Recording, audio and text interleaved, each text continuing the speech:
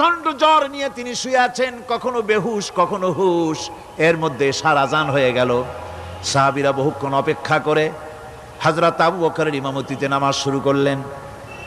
হুজুরের হুশ এলো, প্রশ্ন করলেন, আয়েশা রে, এখন কোন সময়?